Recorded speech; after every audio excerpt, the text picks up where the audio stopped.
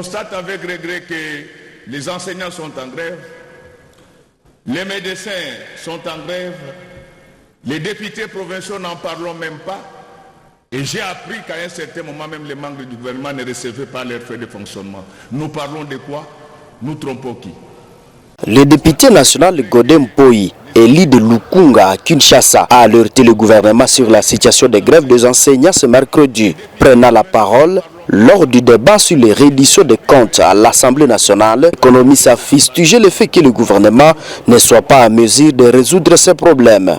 L'ex-président de l'Assemblée provinciale de Kinshasa a profité de l'occasion pour alerter les membres du gouvernement sur la détérioration des conditions de vie de la population. Le leader de Lukunga a aussi menacé d'initier une motion de censure contre l'exécutif central avant décembre. Merci, honorable président, pour la parole. Honorable président, distingués membres du bureau, honorables députés, chers collègues, je voudrais d'abord vous le rappeler, parce que vous le savez mieux que moi, que le budget de l'État, c'est le cœur de l'État. Et donc, nous n'avons pas besoin d'un débat télégraphique. Comme on disait que la loi rectificative pouvait passer comme une lettre à la poste, tout simplement parce que la loi rectificative est bel et bien la loi des finances. Et à ce titre, elle doit être traitée selon les prescrits de la LOFIP de 2011. Le siège de la matière se trouve à l'article 18 de la LOFIP précitée. Ainsi, je vais commencer ma modeste intervention par quelques observations. La première, nous sommes dans le document B, à la page 4, le point 1.1, qui parle de l'évolution de la situation économique internationale. En présentant le cadrage macroéconomique de notre pays, aussi bien national qu'international, notre gouvernement affirme qu'il y a persistance des taux d'intérêt haussiers sur la place internationale. Cette affirmation n'est pas conforme à la vérité. En effet, du fait de l'environnement multicrise, sécuritaire, climatique et géopolitique, toutes les puissances économiques du monde avaient revu certes à la hausse leurs taux directeurs à 25%, notamment les États-Unis d'Amérique ainsi que l'eurozone. Mais à ce jour, ces taux ont été déjà revus à la baisse et se situent autour de 5%. Il y a un vrai problème de sincérité budgétaire. Que je sache, que vous sachiez, parce que je sais que vous le savez, la politique budgétaire n'est qu'un pan de la politique économique d'un pays. Et déjà, lorsque les fondamentaux macroéconomiques sont faux, ça nous pousse à nous interroger sur la véracité de ce budget. Deuxième observation, nous sommes toujours dans les documents B à la page 10, au point 1D1. On parle de l'évolution du marché des changes. Et là, on explique, on dit que si la monnaie avait flanché, c'était du fait du déficit de notre balance de paiement. Très bien. Mais quelle incohérence, au même moment, nous avons une nouvelle structure budgétaire avec un taux d'échange structure de 2600, pendant que la tendance actuelle c'est vers 2900. Cela risque encore de renforcer les déficits de notre balance de paiement parce que la République aura beaucoup d'argent à prendre en charge, bien sûr pour supporter la population. Donc il y a une cohérence. Dans le même sillon d'idées, Je suis toujours dans le document B parce il accompagne la loi rectificative. Je suis à la page 13. On dit au 30 juin 2024, il y a eu un excédent de trésorerie. Mais on constate avec regret que les enseignants sont en grève, les médecins sont en grève, les députés provinciaux n'en parlons même pas. Et j'ai appris qu'à un certain moment, même les membres du gouvernement ne recevaient pas leurs frais de fonctionnement. Nous parlons de quoi? Nous trompons qui? Avant de continuer, je voulais rappeler aux membres du gouvernement ici présents qu'aucune magie, qu'aucune prière n'envoûte un peuple affamé. Le roi David en a fait l'expérience parce que le jour de l'entrée dans le temple, il a dit consommer les pains qui étaient réservés aux sacrificateurs, tout simplement parce qu'il avait faim. Honorable Président, je sollicite votre autorisation pour que par moment que je puisse glisser en lingala. Pour que nous puissions consommer quoi? Juste pour glisser en lingala. Ah d'accord, je croyais que vous sollicitez. Voilà. Mon autorisation donc, pour consommer. J'informe mon salaire, les membres de notre gouvernement que pendant que vous l'avez vomi avec du champagne, la population congolaise manque de tout. Et je vous informe que si vous ne régularisez pas la paye des agents de l'État, je serai le premier à initier une motion de censure contre ce gouvernement. Nous ne sommes pas les enfants avec lesquels vous pouvez jouer pendant que vous roulez carrosse. Votre patrimoine immobilier, nous les connaissons. Ah. Vous êtes toujours dans la loi rectificative. Je suis là. Et donc, je voulais dire ici qu'on ne peut pas parler de l'excédent de trésorerie pendant qu'il y a des gens qui ne sont pas encore payés. Honorable Président, distingué membre du bureau, honorable député, chers collègues, toujours dans le même document B à la page 14, là, je vous dispense parce que mon collègue Flori Mapamboli a déjà suffisamment éclairé cette lanterne liée à la dette publique. Mais tout ce que nous allons vous demander, c'est que vous allez nous communiquer la liste de tous les bénéficiaires de ce paiement. Nous allons les identifier. Nous allons faire la traçabilité du compte général de TGI. Nous allons mettre fin à ces audits fantaisistes et sélectifs.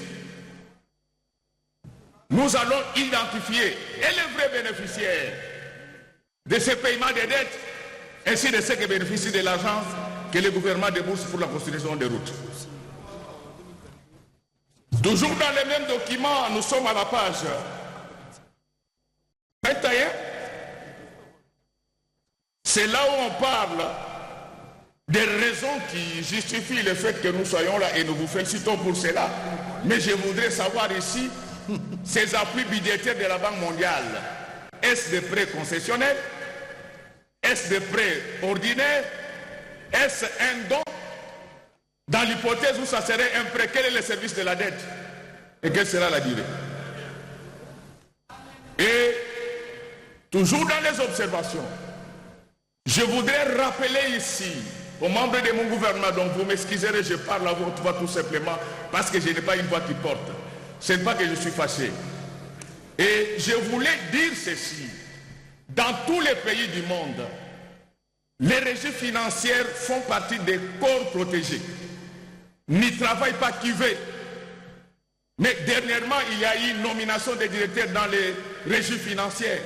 Les PV signés entre ces régies ainsi que les ministères de la fonction publique existent. Il y a eu le phénomène Ngoulou. On a nommé au grade des directeurs des personnes qui n'étaient pas désignées par les régies respectives. C'est en fait ça qui fait que nous n'avons pas de mobilisation massifiée des recettes. Qu'est-ce qui va se passer les jours où ces régies auront 1000 directeurs? Ils vont travailler où? Honorable Président, j'ai fini avec les observations. Je m'en vais maintenant poser des questions. Je vois que vous avez fini avec l'intervention.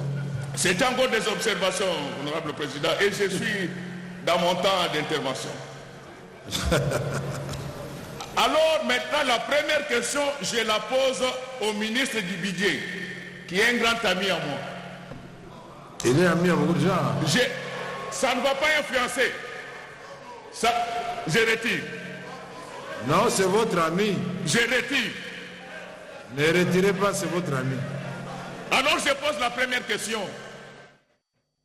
Monsieur le ministre d'État, j'ai vu que dans le cadre de la loi rectificative, il y a une allocation de 60 millions de dollars pour la construction de la rocade de Kinshasa. De la rocade de Kinshasa. Oui, qui part de Mitendi. Oui, ceci équivaut à dire que vous nous ramenez encore dans la logique d'1 million de dollars par kilomètre de route. Il ne faut pas prendre les enfants de Dieu pour des oeils sauvages. Nous avons dans cette salle les anciens dirigeants de l'OVD et de l'Office de route. Ces routes coûtent effectivement 400 000 dollars. La liquidation en finances publiques, c'est un contre-engagement. Lorsque vous liquidez ces montants, vous le faites parce que vous êtes complice ou bien parce que vous êtes complaisant. Or, vous devez être ni l'un ni l'autre. Donc, je voulais que vous m'expliquiez pourquoi ces routes, c'est connu de tous, que ça coûte 400 000 dollars. Pourquoi ça doit continuer comme ça? Deuxième question. Est-ce que vous pouvez nous présenter tous les montants liquidés, évidemment pour la paix, je vais m'adresser au ministre des Finances, liquidés à ce qui concerne les routes qui ont été construites sur toute l'étendue du territoire national pendant ces 5 dernières années? En réalité, qu'est-ce qui se passe? Les ministres et leurs collaborateurs et certains hauts fonctionnaires se sont devenus des co-actionnaires dans la société de construction. Certainement, dans leur tête, ils disent qu'est-ce qu'il a de preuves. Monsieur, moi je ne lis pas que des Likembe comme vous. Nous allons vous les démontrer et vous serez exorcisés. Il faut me présenter toutes les liquidations faites en faveur des sociétés de construction ainsi que les travaux exécutés. Je vous pose également la 4e question. Pourquoi la DGI, qui est pourvoyeuse des recettes de l'État parce que nous sommes un État fiscal, pourquoi ces agents ont toujours des arriérés? Donc, je comprends bien, cette régie est en train d'évoluer à l'envers, elle ne fait plus de performances, c'est donc quand il faisait des performances, apparemment ça vous énervait. Comment vous pouvez demander à ceux qui ne vous payent pas de vous faire toujours des recettes? Et pour terminer, là je suis dans la loi rectificative. Toujours. Devant la flopée du banditisme à Kinshasa,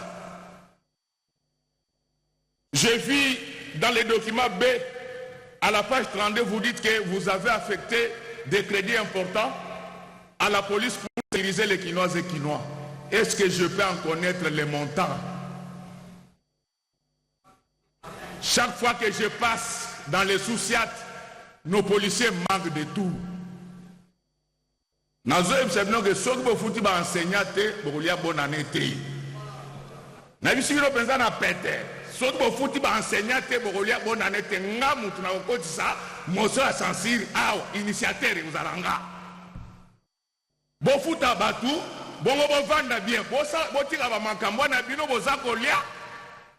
Ba Congolais ba kufanzala. Makambo nde Judas ba wela kina Jésus. Donc batamulanga Judas Nye. Comment nye ici? Bomba. Naloba. Nasakola. Nasanola bango. Donc, makambo ya bino bozolia, ba enseignant bazolia te, nde bomisa Jésus. Botu nanga po nini? Jésus batamula na Judas. Momi moko ye a parfumé makolo à Jésus. Judas a se retrouvé. Quoi ça? Qu'est-ce qui s'est passé? Judas a lobé baby. Les lois makambo fait ça nini? Et si donc on a prévenir bino. Quand on a bandé le bagamu tulangai, et ça pour Donc, ce que vous dites, le 31 décembre, vous avez membre du gouvernement au Tenga Nabissina. Honorable Président, maintenant je passe à la reddition des comptes. Oh, vous n'étiez pas encore à la reddition? Non, non, non. Faites rapidement alors. Là, je commence par des observations.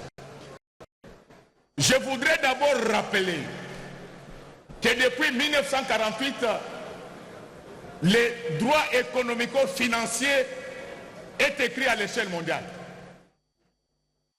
Parce que souvent nous entendons les gens qui disent que ce sont eux qui ont rédigé nos lois, messieurs. Alors, mon regret, là c'est le ministre des Finances qui est concerné. Cette reddition des comptes n'est pas rédigée selon les normes de l'OCDE. L'OCDE commande que lorsque vous faites la reddition des comptes dans un État qui n'a pas une monnaie stable, il faut les relever en conclusion. Pourquoi? Parce qu'en lisant cette reddition des comptes, ça ne nous permet pas d'avoir la géographie économico-financière de notre pays. Tenez, à l'élaboration, les budgets sous examen, les taux d'échange entre les dollars étaient de 2080. En fin d'exercice, on était en 2600. En sociologie, pour comparer deux situations, il faut qu'il y ait une certaine analogie entre elles. Et cette analogie doit être soit des contextes, soit des structures. Comment vous pouvez prendre les chiffres qui ont été conçus en un temps où la parité était de 2080 et vous continuez comme ça jusqu'au moment où on est arrivé à 2006 et vous nous parlez des performances de 91% en termes de recettes? En réalité, ces performances, c'est en deçà de 70%. Tout ce qu'on demande, c'est qu'on doit les relever dans la conclusion. Et vous avez suivi pourquoi les gens étaient agités lorsqu'on donnait aussi les taux de dépassement budgétaire. Mais c'est à cause de cette présentation alambiquée. En réalité, tous ces dépassements, ce n'est pas que de la tricherie. Il y a des dépassements qui s'expliquent du fait de l'inflation. Et pour les communs des mortels, nous serons vilipendés inutilement parce qu'il y a des gens qui n'ont pas fait correctement leur travail. Et pire encore, ce sont les mêmes phrases que j'ai retrouvées également dans les rapports de la Cour des comptes. Je ne sais pas si vous avez travaillé ensemble. Si c'était juste, j'allais croire que c'était la même inspiration, mais comme c'est faux, je crois que c'est de la triche.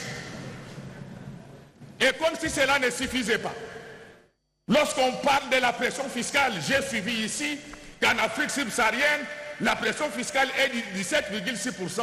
Où est-ce qu'on ramasse ça? C'est la moyenne et non la pression. Donc lorsqu'on parle de 17% en Afrique subsaharienne, c'est la moyenne, parce qu'il y a des États comme le Sénégal qui sont à 25%, il y a l'île Maurice qui est à 33%. Tout ça, on veut nous faire voir que nous nous rapprochons des réalités de l'Union africaine. Non, ces données sont publiées par l'OCDE et nous savons comment ça se tient.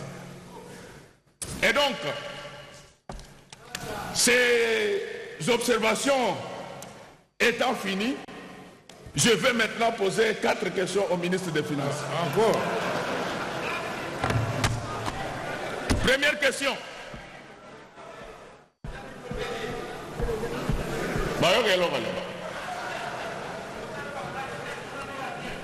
Première question, monsieur le ministre.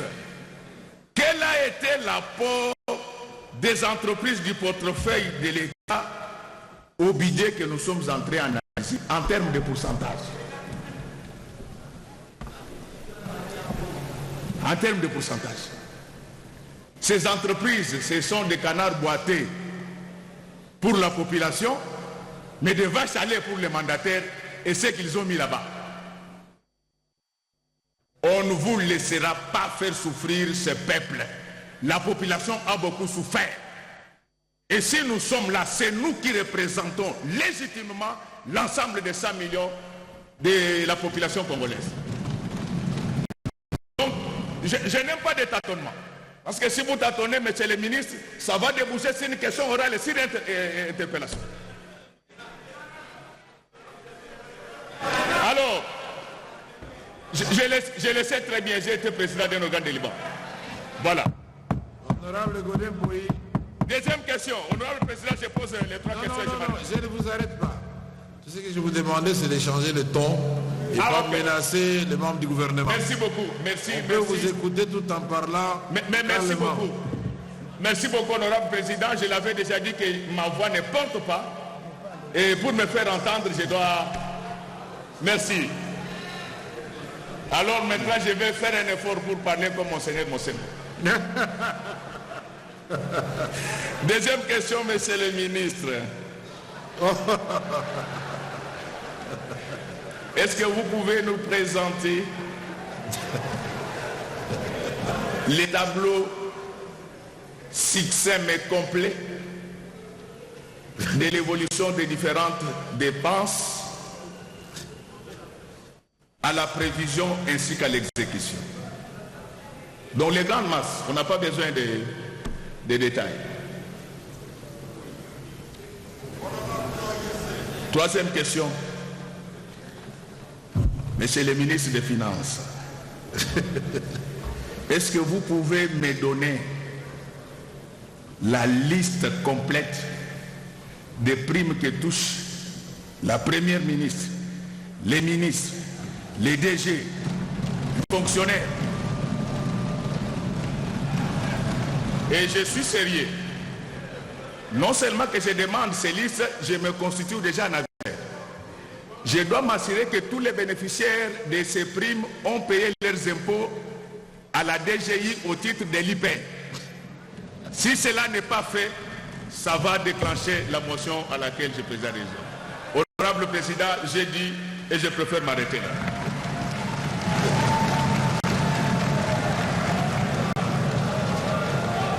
Merci. Merci, honorable Godin Boyi. Bon, pas de vérité.